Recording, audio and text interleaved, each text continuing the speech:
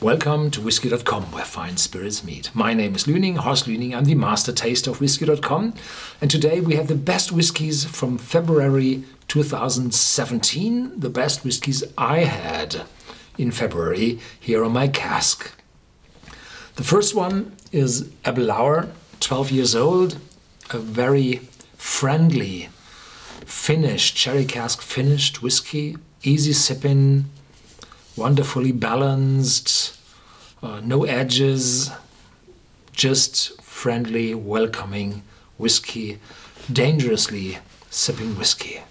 A wonderful piece of work from the Aberlour distillery. There are, well, a lot of bottlings from Aberlour now. In the past there had only been just one, the 10-year-old. But in the meantime there's a 12-year-old, this one, another 12-year-old, unchill filtered, signature, no idea really how it's called. A 15-year-old select cask reserve, a 16-year-old double cask, an 18-year-old extremely sherry, and this 12-year-old is affordable and really wonderfully made. The next aside is the Glenfarclas 12 years old, and this one is very, very comparable. The Glenfarclas distillery is, I think, 10 miles away from the Aberlour distillery.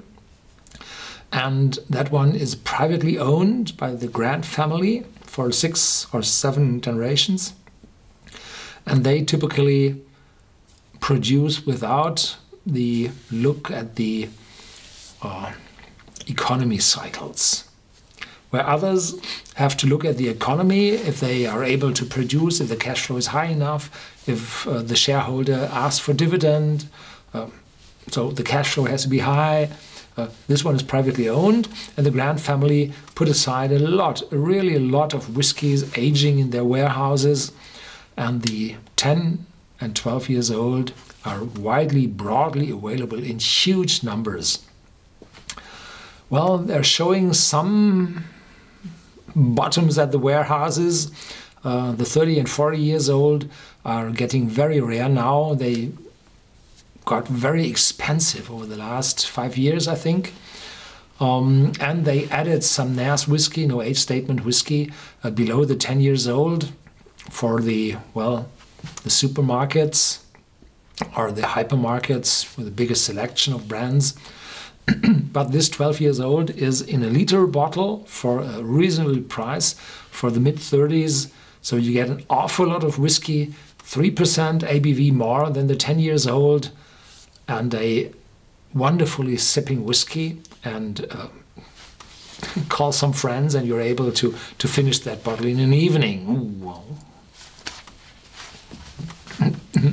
Not officially suggested, no. The next one is the Bowmore, 9 years old. It's a limited release, and I'm happy that Bowmore writes an age statement on the bottle.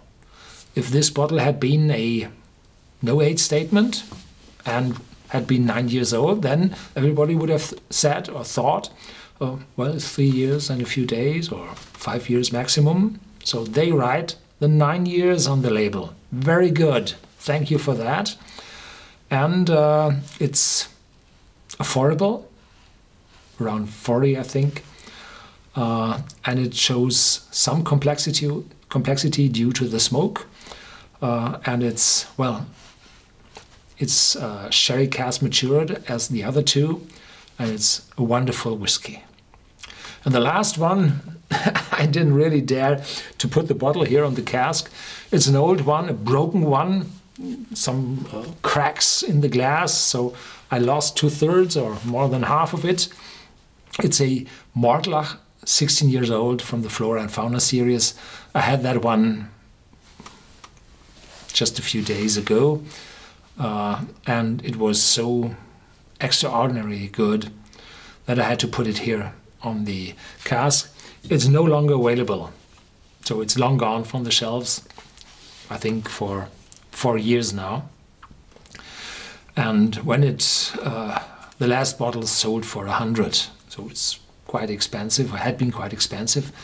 But compared to the new Mortlach bottles with 25 and 18 years old, this one is even better if you pay 120 for that. So whenever you're able to get one of those old bottles, go for it. They are, from my personal point of view, better than the 18 and 25 years old, which are heftily overpriced. Tja, thank you for watching. Stay tuned, there's more to come. Another month is coming, new bottles showing up, and hopefully you join this video with the best bottles next time as well as this time. Thank you very much.